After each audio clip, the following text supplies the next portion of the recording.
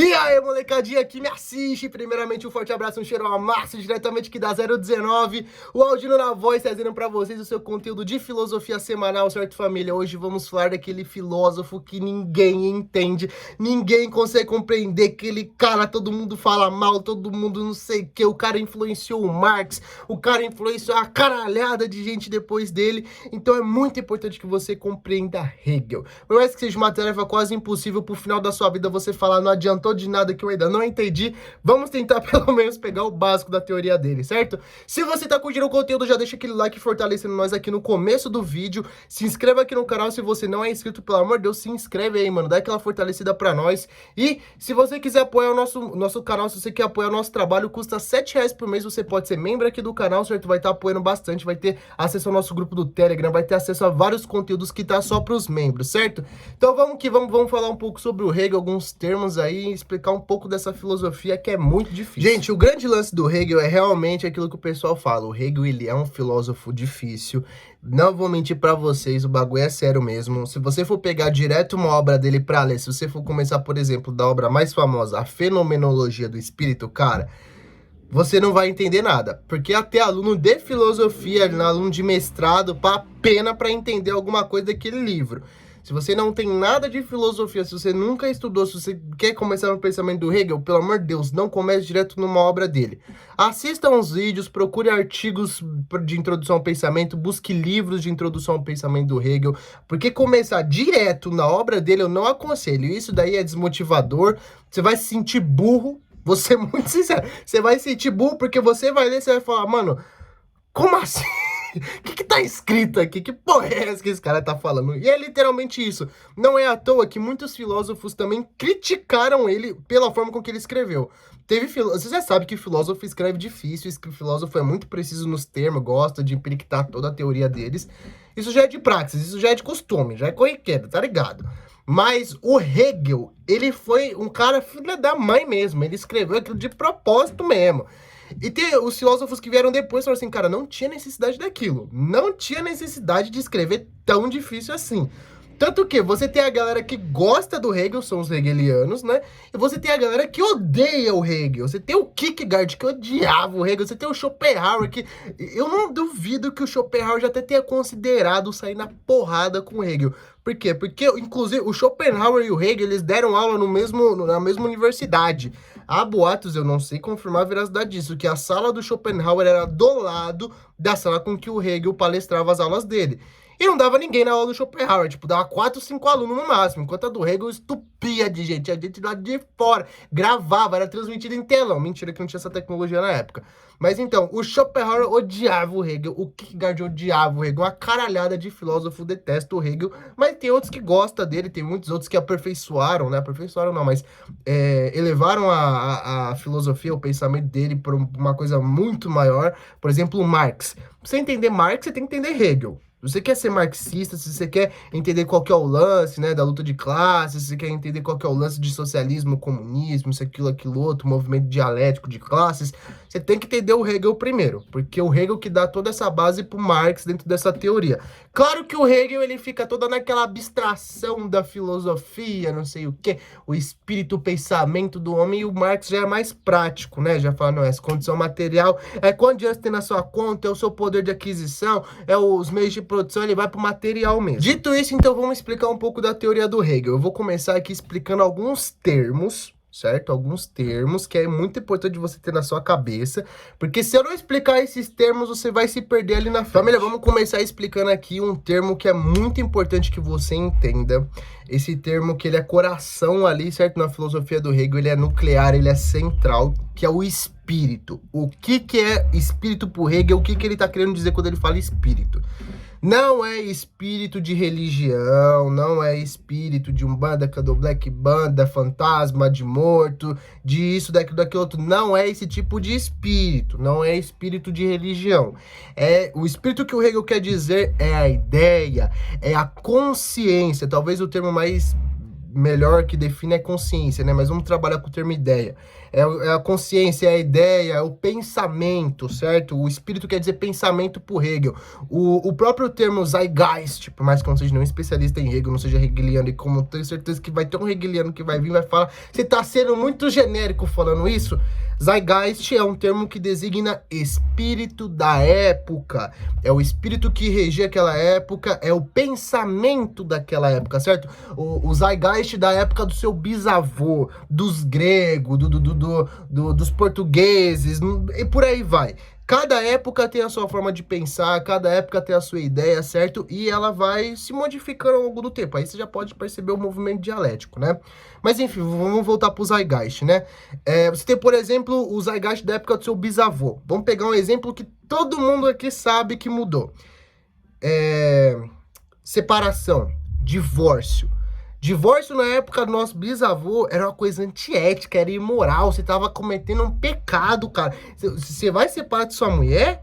Se você vai pedir divórcio do seu marido, era taxado como puta, era taxado como isso, como aquilo outro abominável, era crucificado, era atacado pedra, era excluído da sociedade, era abominável o divórcio. Isso era o Zeitgeist, isso era o pensamento daquela época. Muito conservador, muito puritano e muito hipócrita, né? Hoje a gente já não tem mais esse tipo de pensamento. Divórcio é super normal. Na verdade, algumas pessoas até pensam que é natural o divórcio, né? Mas aí a gente vai entrar numa coisa muito específica que eu acho que já é mais opinião. Então, enfim. Mas divórcio hoje em dia é uma coisa muito desconstruída, muito de boa, não é segregado, na verdade é incentivado. A gente tem que incentivar o divórcio em casos onde a mulher sofre agressão, a mulher é traída, o homem é traído. Bom, dependente do gênero que a pessoa se identifique, né? Pode ser uma pessoa não binária também.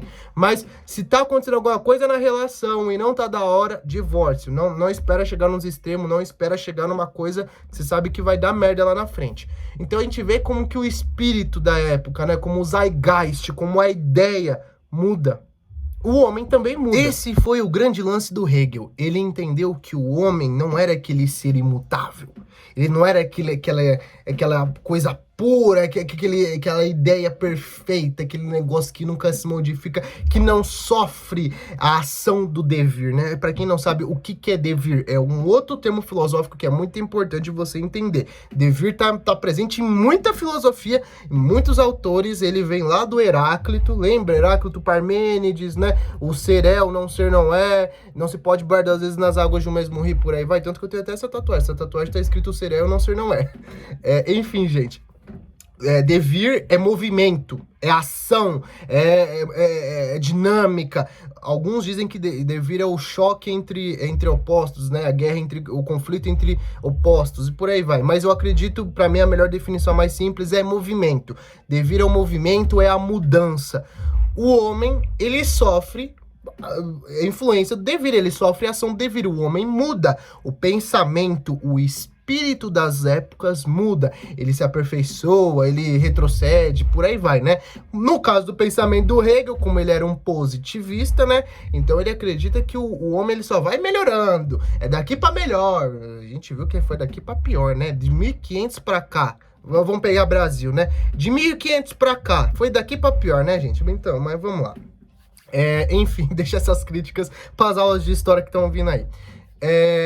Então, o homem, ele é um ser histórico. Ele não é um ser imutável. Ele não é uma essência pura, imutável, que nunca muda. E é isso aqui na China, em qualquer lugar. Não. O homem muda, o homem evolui de uma certa visão, né? Estamos falando do Hegel. O homem evolui, o homem melhora, o homem vai para novos horizontes, certo? Então, o homem, ele é um ser histórico. O Zeitgeist da época, o pensamento da época muda e o homem muda junto com ele. Só aí o Hegel já foi contra mais de 400 mil filósofos. Só aí o Hegel já contrariou boa parte da história da filosofia. Por quê? Pensa comigo. Os antigos filósofos buscavam uma verdade universal que desse fundamento para a vida, que desse sentido, que pudesse ser uma boa vida, isso, aquilo, outro. E essa seria uma verdade universal que todo mundo podia se basear. Mas, se o Zeitgeist sofre a ação do devir, o que significa? Se o espírito de cada época, se a forma de pensar de cada época muda, as verdades também mudam. A forma de se ver a verdade, o que é o certo, o que é o errado, o que é isso, aquilo outro, muda conforme o tempo passa, então não existe verdade absoluta. Só aí ele já mandou pro curral, já mandou pra vala muito filósofo, inclusive os clássicos socráticos, né? A verdade una, universal, pai, isso, aquilo outro, bem do Sócrates. A gente já viu que já foi pra PQP, Calma, né? Que fica pior, galera. Então vamos lá, pensa aqui comigo. Se a realidade é devir, se a realidade por essência, por definição, por necessidade, ela é devir, ela é mudança, a realidade está em constante mudança, a história é dialética. Como assim, Aldino? O que é isso? O que é dialética? Vou te explicar. Tese, ideia, antítese, antitese, a contra-ideia, a contrapartida, a refutação e por aí vai. Se choca, não é 1 mais 1, é um choque. O choque dialético, os opostos se embatem e vai surgir uma coisa nova. Pensa que vai ter uma explosão e dessa explosão vai surgir uma coisa nova. Isso é a síntese.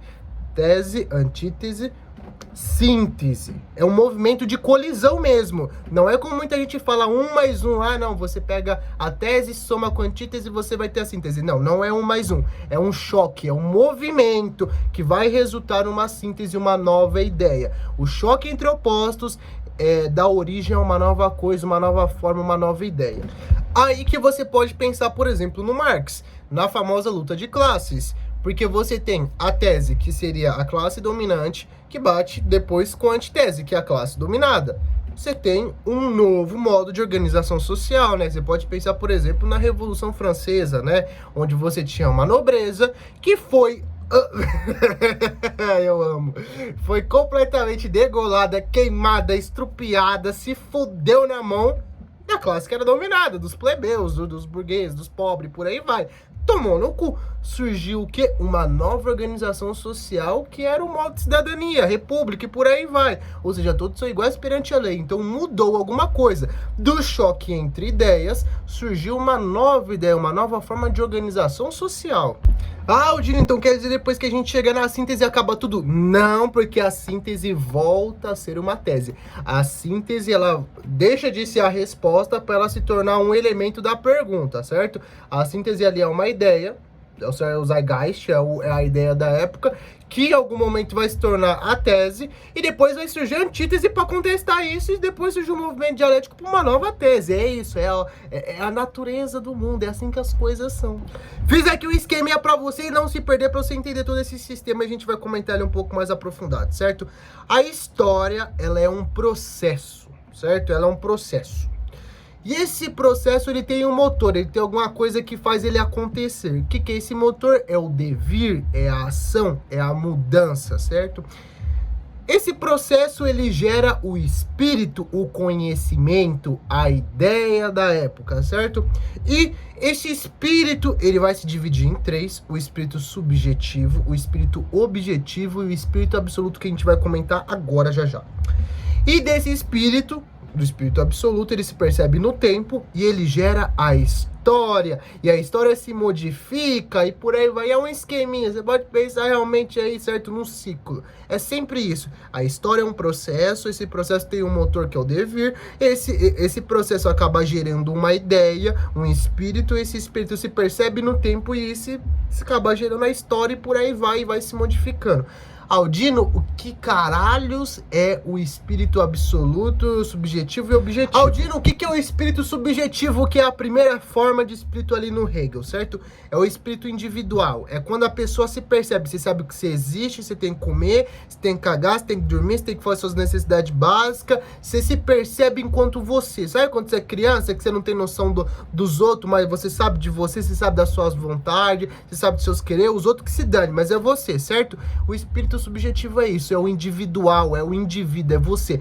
Você se percebe no mundo, você sabe que você existe, você sabe que você tem prazeres e desprazeres. O espírito objetivo é o espírito do coletivo, é quando você sai de si, é quando você para de olhar pro teu próprio umbigo e percebe que você tem um irmão, que você tem um primo, que você tem um amigo de escola, que você tem um vizinho, que você tem um pai, a mãe, que você tem um professor, que você não tá sozinho nessa merda de mundo, tem gente ao seu derredor que sofre consequências das suas ações. É quando você percebe o outro, né? O espírito objetivo, ele é caracterizado por instituições, a cultura, a moral, o direito, os deveres, né, da Constituição, né, pai, não sei o quê. E você tem a política, você tem aí todas essas instituições que são coletivas, que não diz respeito só ao seu próprio umbigo, mas ao umbigo de todo mundo, e você tem que entender isso. E o espírito absoluto, essa é difícil. Essa eu sei que os hegelianos vai vir pra cima de mim, mas eu quero já que vocês vão pra aquele lugar, tá? Um beijo pra todos os hegelianos, odeio vocês, brincadeira. O espírito absoluto é quando o sujeito, ele entende que não é só o umbigo dele que tem importância, ele percebe todo esse coletivo, todas essas instituições, ele sabe que ele tem direitos, ele tem deveres, ele tem que cumprir as leis, aquilo, outro, e ele volta para si com essas informações. Então ele começa a viver para si, para o coletivo, ele começa a ter essa visão absoluta da realidade. Ele sabe que não é só o seu umbigo e também não é só o umbigo do amigo, é um todo que compõe essa merda que vivemos. E cara, eu tenho uma explicação incrível para você entender isso. Pensa comigo. O espírito subjetivo. O sujeito percebe que ele só toma no... Para não falar palavrão, esse vai ser o nosso gesto para você entender.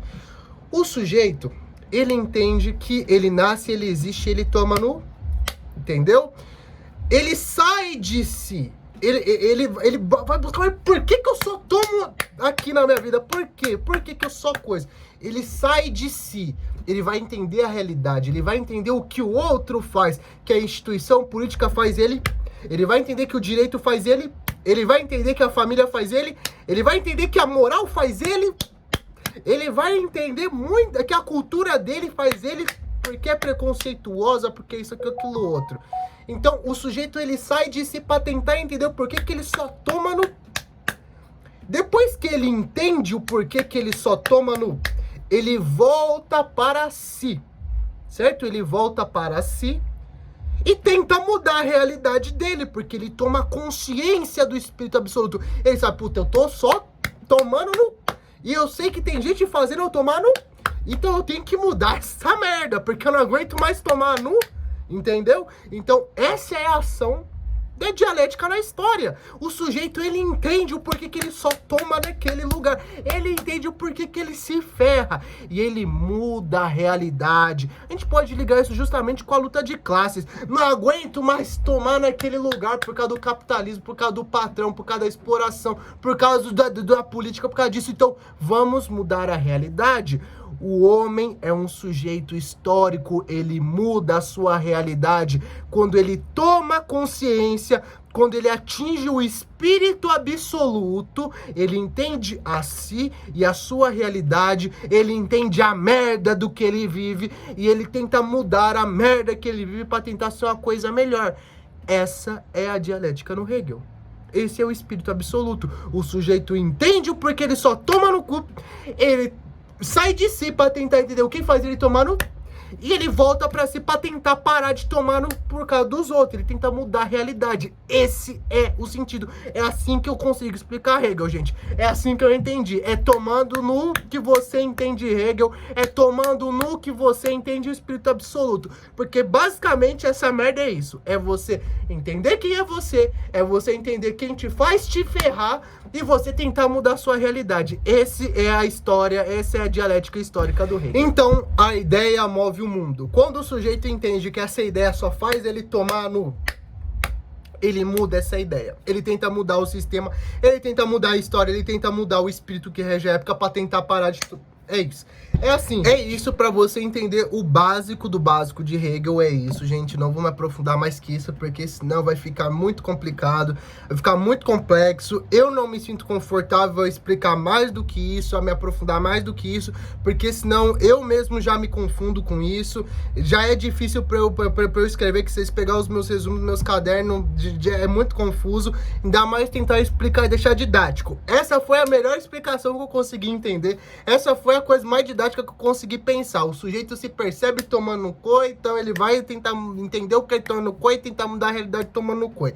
é isso, gente. Espero que você tenha gostado desse vídeo, espero que você tenha curtido, deixa o seu like, se inscreva aqui, comenta aqui o que você achou desse exemplo, comenta aqui o que você gostou. Eu sei que vai ter muito hegeliano, vai ter muito acadêmico. Como assim ele mandou o Hegel tomar no... Como assim ele... Eu não tô nem aí. Importante é você entender a matéria, importante é você entender a filosofia do cara. E é isso, gente. Muito obrigado por ter assistido esse vídeo até aqui. Muito obrigado por ser essa pessoa maravilhosa. Um forte abraço, um cheiro amasso. Tamo junto.